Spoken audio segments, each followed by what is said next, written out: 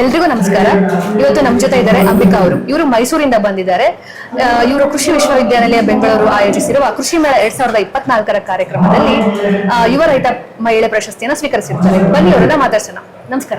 ನಮಸ್ತೆ ಮ್ಯಾಮ್, ನೀವು ತಾಲೂಕು ಮಟ್ಟದ ಯುವ ರೈತ ಮಹಿಳಾ ಪ್ರಶಸ್ತಿಯನ್ನು ಸ್ವೀಕರಿಸಿದ್ದೀರಾ. ಮೊದಲನೇದಾಗಿ ಅದಕ್ಕೆ ಅಭಿನಂದನೆಗಳು ma'am. Thank you ma'am. Ambika ma'am, ನೀವು ಹೇಳಿ, ನೀವು ಯಾವ್ಯಾವ ಕೃಷಿಯಲ್ಲಿ ಯಾವ್ಯಾವ ಬೆಳೆಗಳನ್ನ ಬೆಳೀತಾ ಇದ್ದೀರಾ, ಏನೇನ್ ಮಾಡ್ತಾ ಇದ್ದೀರಾ, ನಿಮ್ಮ ಕೃಷಿ ಬಗ್ಗೆ ಸ್ವಲ್ಪ ಪರಿಚಯ ಮಾಡ್ಬಿಡಿ ನಮಗೆ. ಎಲ್ಲರಿಗೂ ನಮಸ್ತೆ. ನನ್ನ ಹೆಸರು ಅಂಬಿಕಾ. ನಾನು ಬಂದು ಮೈಸೂರು ಡಿಸ್ಟಿಕ್ ಇಂದ ಬಿಲಾಂಗ್ ಆಗ್ತೀನಿ.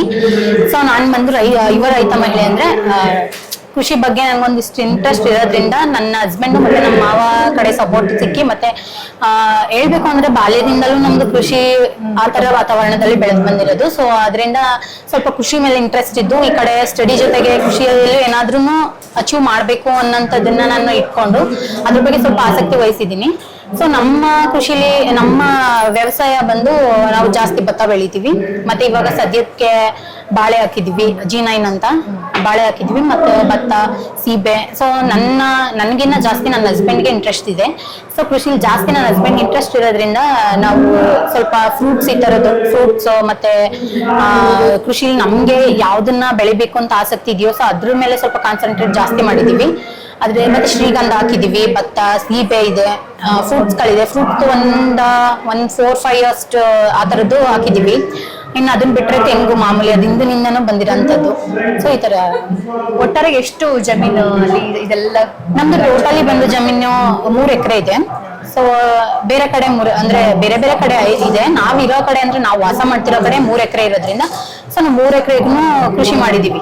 ಸೊ ಯಾವ್ದು ಸಮಗ್ರ ಕೃಷಿಯನ್ನ ಪಾಲಿಸ್ತಿದ್ದಾರೆ. ಆಹಾರ ಬೆಳೆಗಳ ಜೊತೆಗೆ ತೋಟಗಾರಿಕಾ ಬೆಳೆಗಳು ಮತ್ತೆ ಆಹಾರ ಬೆಳೆಗಳು ಪ್ರತಿಯೊಂದನ್ನು ನಾವು ಮಾಡ್ಕೊಂಡು ಬಂದಿದೀವಿ. ಮ್ಯಾಮ್, ನಿಮ್ಮ ವಿದ್ಯಾಭ್ಯಾಸ ಏನು? ನಂದು ಡಿಗ್ರಿ ಕಂಪ್ಲೀಟ್ ಆಗಿದೆ. ಸೊ ಕರೆಂಟ್ ಸ್ಪಾನ್ಸ್ ಅಲ್ಲಿ MA ಕಟ್ಕೊಂಡು MA ಮಾಡ್ತಾ ಇದ್ದೀನಿ. ಅಂದ್ರೆ ಶಿಕ್ಷಣದ ಜೊತೆಗೂ ಕೂಡ ನೀವು ಕೃಷಿಯನ್ನ ಹೌದು ನಡೆಸ್ಕೊಂಡು ಬರ್ತಾ ಇದ್ದೀರಾ. ಇದು ಒಳ್ಳೆ ವಿಷಯ ಮ್ಯಾಮ್. ಯಾಕಂದ್ರೆ ವಿದ್ಯಾಭ್ಯಾಸ ಆಗಿದ ತಕ್ಷಣ ನಾವು ಕೃಷಿ ಮಾಡಲ್ಲ ಅನ್ನೋ ಒಂದು ಮೈಂಡ್ ಸೆಟ್ ನಮ್ಗೆ ಬಂದ್ಬಿಡುತ್ತೆ. ಆದ್ರೆ ಕೃಷಿ ಜೊತೆಗೂ ವಿದ್ಯಾಭ್ಯಾಸದ ಇದ್ರೂ ಕೃಷಿ ಈಗ ಮಾಡಬಹುದು ಅನ್ನೋದಕ್ಕೆ ನೀವು ಮಾದರಿ ಆಗಿದ್ದೀರಾ ಮ್ಯಾಮ್. ತುಂಬಾ ಖುಷಿಯಾದ ವಿಚಾರ. ಮತ್ತೆ ಇವಾಗ ನಮ್ಗೆ ಇನ್ನೊಂದು ವಿಷಯ ಏನು ಅಂದ್ರೆ ಹವಾಮಾನ ಬದಲಾವಣೆ ಅನ್ನೋದು ಪ್ರಚಲಿತದಲ್ಲಿರೋ ವಿಷಯ. ನಿಮ್ಮ ಈ ಕೃಷಿ ಒಂದು ಪಯಣದಲ್ಲಿ ಯಾವ ರೀತಿಯಾದ ಹವಾಮಾನ ಬದಲಾವಣೆಗಳನ್ನ ನೀವು ನೋಡಿದ್ರಿ? ಅಂದ್ರೆ ಸ್ಟಾರ್ಟಿಂಗ್ ನಾವು ಕೃಷಿ ಮಾಡ್ಬೇಕು ಅಂತ ಅನ್ಕೊಂಡಾಗ ನನ್ನ ಹಸ್ಬೆಂಡ್ ಸ್ಟಾರ್ಟಿಂಗ್ ನಾವು ಮೆಣಸಿ ಗಿಡ ನೆಡ್ಬೇಕು ಅಂತ ಈ ತರದ ಯೋಚನೆಗಳಿತ್ತು. ಸೊ ಮೆಣಸಿ ಹಾಕಿದ್ವಿ. ಬಟ್ ಅದ್ ಏನಾಗೋಯ್ತು ಅಂತ ಅಂದ್ರೆ ಈ ಚಳಿ ಟೈಮಲ್ಲೆಲ್ಲ ಮೆಣಸಿ ಜಾಸ್ತಿ ಬರಲ್ಲ.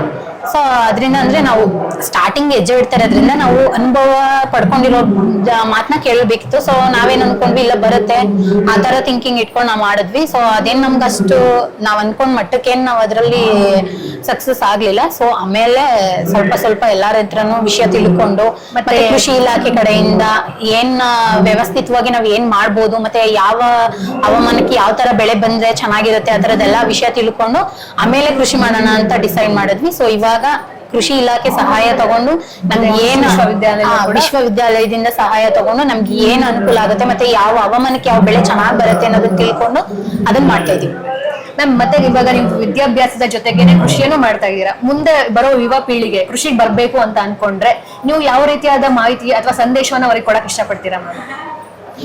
ಅಂದ್ರೆ ನಾನು ಎಲ್ಲರಿಗೂ ಹೇಳೋದೇನಪ್ಪಾ ಅಂತ ಅಂದ್ರೆ, ಇವಾಗ ಪ್ರೆಸೆಂಟ್ ನಾವು ಬಂದಾಗಿಂದನೂ ಈ ಕೃಷಿ ಕಡೆಯಿಂದನೇ ಬಂದಿರ್ತೀವಿ. ಸೊ ನಾವು ಮುಂದೆ ಏನೇ ಆಗ್ಬೇಕು ಅಂದ್ರೂ ನಾವ್ ಇವನ್ ಒಂದ್ ಗೌರ್ಮೆಂಟ್ ಜಾಬ್ ಅಲ್ಲಿ ಇದೀವಿ ಅಂತ ಅಂದ್ರೂ ಅಲ್ಲಿ ನಮ್ ಮೇನ್ ಏನಪ್ಪಾ ಅಂದ್ರೆ ಆಹಾರ.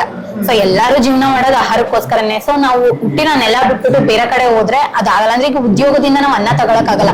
ಅದೇ ಭೂಮಿ ನಂಬಿ ಭೂಮಿ ಮೇಲೆ ಬಂದ್ರೆ ಅನ್ನ ಜೊತೆಗೆ ನಮ್ಗೆ ಏನಾದ್ರೂ ಸಕ್ಸಸ್ ಮಾಡ್ಬೋದು ಅನ್ನಕ್ಕೆ ಎಷ್ಟೊಂದ್ ಜನ ಅದಕ್ಕೆ ಬೇಕಾದಂತ ಉತ್ತೇಜನ ನೀಡ್ತಾರೆ. ಸೊ ಅದರಿಂದ ಯಾರನ್ನೂ ಸುಧಾ ಅವ್ರ ಎಜುಕೇಶನ್ ಕಂಟಿನ್ಯೂ ಮಾಡ್ಲಿ, ಎಜುಕೇಶನ್ ಜೊತೆಗೆ ಕೃಷಿಲಿ ಏನಾದ್ರೂ ಒಂದ್ ಸಾಧಿಸ್ಲಿ ಅನ್ನೋ ತರದ್ದು ನಾನು ಎಲ್ಲರಿಗೂ ನಾವ್ ಏನೇ ಸಾಧನೆ ಮಾಡಿದ್ರು, ನಮ್ಮ ಎಷ್ಟೇ ನಾವ್ ಏನೇ ಮಟ್ಟಕ್ಕೆ ಹೋದ್ರು ನಾವು ನಮ್ಮ ನೆಲನ ಬಿಡಬಾರ್ದು. ನಮ್ಮ ಬೇರುಗಳು ನಾವು ಬೆಳೆದಂತೆ ನಮ್ ಜೊತೆಲಿ ನಮ್ಮ ಸ್ಥಿತಿಗತಿ ಏನಿತ್ತು ಅದನ್ನು ಬೆಳೆಸ್ಕೊಂಡ್ ಬಂದ್ರೆ ಇನ್ನ ಚೆನ್ನಾಗಿರುತ್ತೆ ಅನ್ನೋದು ನನ್ನ ಬೇರುಗಳು ಕೃಷಿಯಲ್ಲೇ ಅಡಗಿರ್ಬೇಕು. ಆ ಕೃಷಿಯಲ್ಲಿ ನಮ್ಮ ನೆಮ್ಮದಿಯ ಜೀವನ ಇದೆ, ಅಲ್ಲಿ ಖುಷಿ ಇದೆ ಅಂತ ಹೇಳಕ್ ಇಷ್ಟಪಡ್ತೀನಿ ಮ್ಯಾಮ್. ಇಷ್ಟೊತ್ತು ನಿಮ್ಮ ಅಮೂಲ್ಯವಾದ ಸಮಯವನ್ನ ನಮ್ ಜೊತೆ ವಹಿಸಿ ನಿಮ್ಮ ಮಾಹಿತಿಯನ್ನ ಮತ್ತೆ ನಿಮ್ಮ ಬಗೆಗಿನ ನಿಮ್ಮ ಕೃಷಿಯ ಪಯಣವನ್ನ ನಮ್ ಜೊತೆ ಹಂಚ್ಕೊಂಡಿದ್ದಕ್ಕೆ ತುಂಬಾ ಧನ್ಯವಾದಗಳು ಮ್ಯಾಮ್. Thank you.